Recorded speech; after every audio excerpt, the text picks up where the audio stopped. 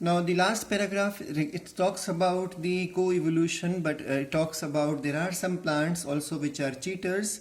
So we learned on the last page regarding the cheaters in the pollination group as well as in the seed dispersal group. So similarly, there are flowers also which are cheaters because they resemble the females of some insects, and the male insects will come and perform the possibility of reproduction, but in return we all understand that the flower is going to get the benefit, but the insect will not get any benefit out. So the topic is the orchid showing a bewildering diversity of floral patterns, many of which have evolved to attract the right pollinator insects, example bees and bumblebees, so that they ensure pollination by it. Not all orchids offer rewards.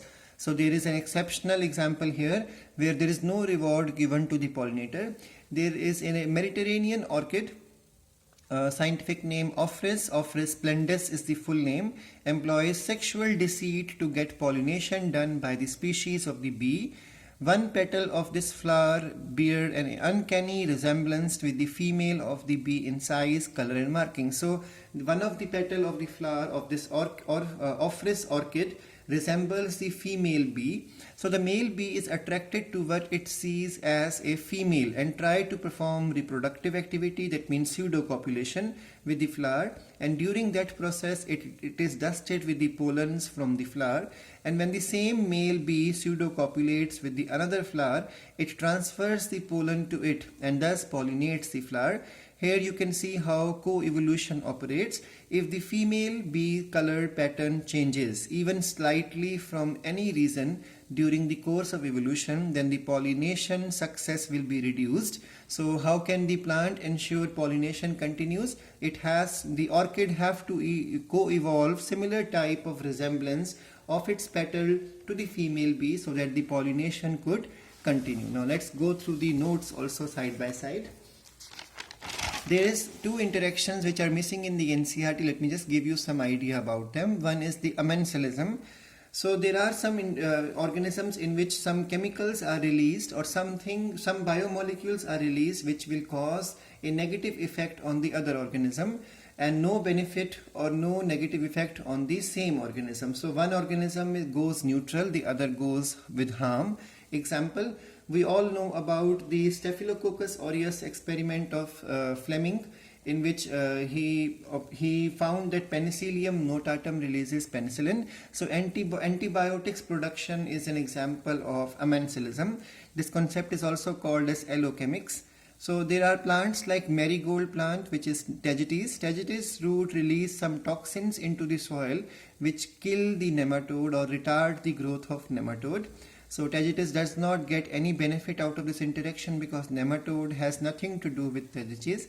Then Grevillea robusta, also called as the silvery Australian oak, it releases chemicals into the soil which will not allow the seedlings of the same plant to grow nearby. Otherwise competition is supposed to start. Then we know all about penicillium which releases chemicals against Staphylococcus. And then there are smoother crops like barley, sorghum and sunflower, and they release some chemicals which will cause the weeds to be destroyed nearby. Now the next is the commensalism. So sea anemone Adamsia is an example as per the NCERT, which lives in the leftover shell of the snail. We all know that the snail is supposed to be living inside a shell. Once the snail is gone or is eaten by any other organism like starfish, then the shell is taken over by the hermit crab, and this hermit crab shell which is it is living inside the shell is supposed to carry the sea anemone over it or Adamsia. So this example is not in the NCERT. Then the epiphytes example, orchids on the mango tree and ferns and mosses on the trees, they all are space parasites. Otherwise, as per NCERT, they are called as the example of epiphytic plants and commensalism. Then zoochory is an example of commensalism, seed of dispersal by the animals.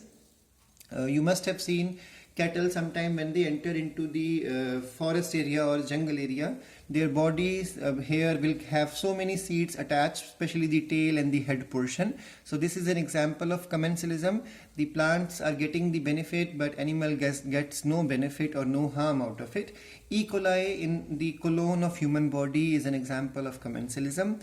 Barnacles on the back of whale as per NCERT, cattle egrets, grazing cattle will be the example of commensalism as per NCERT. Then clownfish and the sea anemone as per NCERT. Then we have proto-corporation, which is missing in the NCERT. It is something like mutualism, but it is not obligatory. So it is an interaction which is facultative and help both species.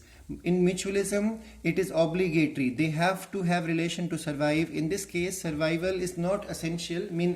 Interaction is not essential for survival to take place. Example, we all know rhinos and buffaloes, they always have some birds on their body taking a free ride, which are called as oxpecker birds.